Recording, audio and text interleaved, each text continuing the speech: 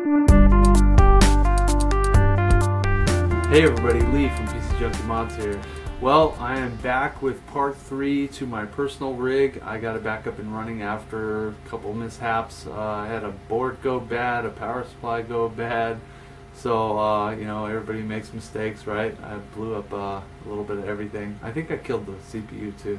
But anyways, so I'm going to go ahead and wrap the video up. I will show you what I've done and how everything looks right now. As you can see, I'm wearing my hood because it's like bone chilly in here. So okay, so pretty much as you can see, I still have a paper towel underneath the reservoir, just in case. I haven't really done any burn-in testing yet, so once I get this in its actual home, I will go ahead and do some benchmarking and stuff like that, and do some Prime 95 just to burn in the system. I did some Prime 95 I think already to get some of the air bubbles out of the system, but it needs to be further tested.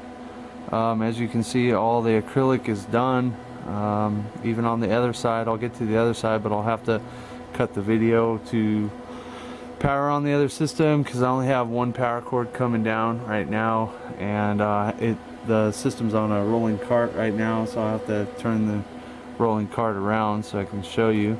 I did install this cool little light kit. Wish I would have got the 4 LEDs, the RGB and white or something, I don't know, because I'd like white because this is the white setting, so it doesn't really look white to me. It looks more like combination of colors to create a white light, but I don't know, looks like it's putting off a blue hue, so that's blue. Everything looks pretty blue, and then you saw green. I can turn it up to, let's see here, where's the up? Brighter. So there's the brightest on green, and then you also have red. And that's as red as it gets. A blue, a white, supposedly white, whatever you want to call that color. And then there's a bunch of other different colors, and there's a bunch of different modes. You know, if I was going to take my computer inside, I wouldn't need a Christmas tree because I already have one right here. What else we got here? That's a cool effect. I like that effect. Maybe a little slower, but I could always change it later or whatever. Still got to mess around with it. Let's see here. There, that slows it down. Anyway, so this is the kind of white color. So anyway, so a couple of things I did here is I installed two 690s, EVGA 690s. I mean EVGA, NVIDIA 690s. And then what I did is I had an extra 690 cooler. So I chopped out the metal ring and I took the LED with it, and this is wired straight into a Molex, and I just put it there for kicks. I thought it looked alright. May take it out, I don't know, whatever. It just gives a nice little green look there. My NVIDIA support right there. So I mean, I've always used NVIDIA graphics, so pretty much, you know, whatever. And then I got my fan controller in there, the Aquaro 5. I just need to change all the settings on it because those are settings from my old system. And then I got the power adjust in there, and it's got a fan cooler. As you can see, it's got the E22 fan cooler. So basically it's a little it's a plastic housing that it houses three 40mm fans, which makes it very convenient because when you're running your pumps and stuff off the power adjust, you do need to cool that. And then I got all my Primal Chill stuff going. Everything's working. This is working now that I reinstalled it the correct way. I did have to use a 90 here, unfortunately, because of the fact that I didn't want to have to cut more tube and bend more tube. Because when I originally had this installed, I had it installed from the middle port to the rad, and so when it was like that, this didn't spin.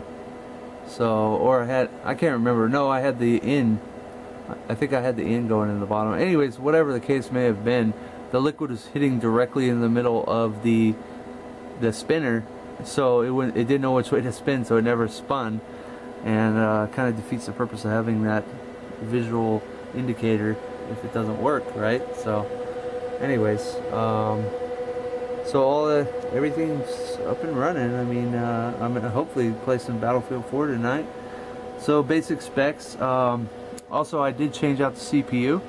So the CPU now is the 4960X.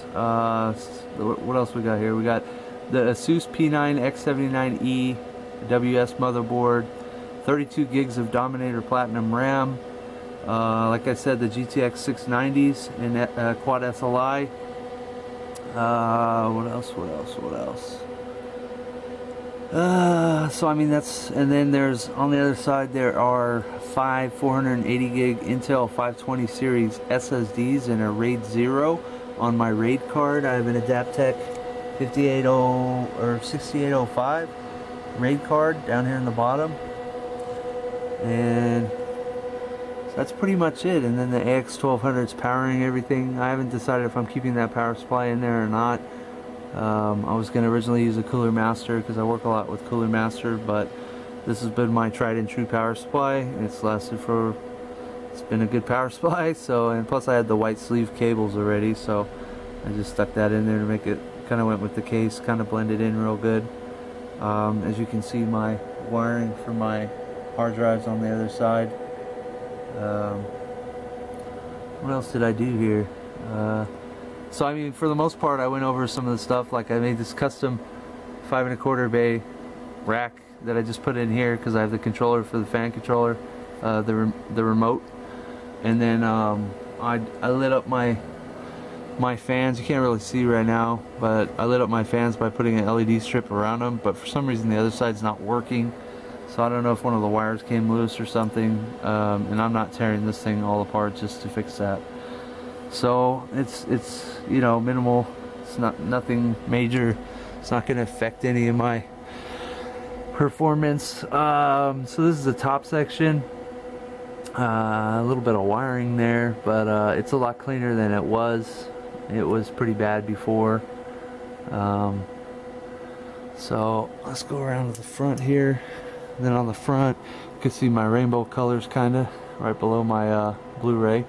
So on the front, by adding the 4-inch up top, I was able to implement a USB 3.0 setup because this is actually tied into my main system on that side.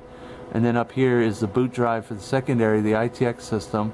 There's a 520 240 gig or 120 gig SSD in there, or in here, and then I have a DVD drive for the ITX also, and then I have 2 USBs for the ITX, and then these 2 fans are for the ITX to get air in, and then pretty much the air goes out through the power supply, or if I have the window off, it goes out through there. And then I also drill the hole out, so I have a power switch for the ITX, and I have the LED indicator light right here for the ITX. So let me go ahead and turn the camera off and spin this computer around and fire up the ITX so you can see that. Alright, so what I just went and grabbed another cable and plugged it in. So on the main system, I just discovered that the power power button took a crap. The last click was the last click of its life. So I'm gonna have to switch that out. That'll be fun. I'm zooming in here to show you what on idle the main system is pulling. Let's see if it's gonna focus. No focus? There you go. So, well, it kind of focused. Crappy ass camera. So it's at idle, it's pulling 360 watts. I have no idea what it's gonna pull when I put it under load, but I'll find out. So let's see here. Let me back all the way out. So I ended up turning the other system back on because I needed some light in here, because shed some light on the subject. So I ended up changing the Intel board out for an Asus board. This is the Z77. I had a chip laying around, so I went ahead and threw that in there. Then I have some Dominator 1600 megahertz, 8 gigs of RAM. The chip is the 3770K, and this system also has the Adaptec RAID card, which is, you see the wires dropping into that wire mess right there. They actually come through and they go down in between the two sets of drives, and then they split between the 8 3 terabyte Seagates. I have that in a RAID 10. So from, what is that, 8 times 3 is 24, so got about 10 terabytes, a little over 10 terabytes of storage space for my home setup. I have a towel down there too in case I have any problems, because the good thing about the ITX is all the water cooling is limited to right here. I mean, the only thing you see, what's up top, nothing. There's 2 fittings up there, everything else is below anything important. So you have, you know, the radiators here, the reservoir and the pump, and then I have a drain port on both sides, and then I have fill ports on both sides. So I simplified it that way. So basically, if I have any leaks or any problems, hopefully it's not up top, it'll be right here somewhere. Not counting on any leaks, but you never know. I've had quite a bit with this setup. So for the main system, I have dual what are they, coolants 450 pumps with a bits power pump mod, and they're ran together, and as you can see that in from the bottom over there comes directly from the reservoir, and then it comes all the way up to here to the top to go into the top of the rad, and this one comes out and goes into the board, and then it goes over to the Aqua computer controller, and then from there it goes to the other rad, which comes out and goes into the GPU back to the reservoir. So pretty simple. I did have some other SSDs in here. There were 3 other SSDs, 3 240s. I ended up pulling them out because I'm hoping to get some more 480s, but I highly doubt it because they're EOL, end of life. So I don't know, I'll just have to deal with my 2.2 terabytes of OS storage there, I guess. And I also have a Western Digital Raptor 1 terabyte there just in case, because RAID 0 is not exactly the best way to go, but I'm going for performance and capacity, not for redundancy, because all my stuff's stored on other stuff. So I mean, that's pretty much it. I mean, that covers pretty much everything. I did some wiring, didn't sleeve anything because I didn't really, this is my rig, it doesn't pay the bills, so working on it I had to find time here and there and downtime. So I just didn't want to, I already hate sleeving as it is, so I didn't really feel like sleeving this whole setup. I may come back at some point and sleeve all the wires and stuff. At that point there will have to be some serious work that needs to be involved in order for me to take this all apart. So maybe GPU upgrades or something, I'm not sure. But anyways, I mean, that pretty much wraps it up. This top section, so that'll probably be the time I do sleeving, is when I want to tear this down, because this is kind of a prototype, because I don't really like the clear up here, for one, the clear floor, so I may go to white to kind of offset the 2 blacks and to go with the front, and then I may go white here, and on the side piece, well, I don't know, maybe the top black, the side inset trims will stay black, and the front and back will be white along with the floor. That's kind of what I'm thinking, but you know, I don't know when that's gonna happen. So anyway, so that pretty much wraps it up for this build.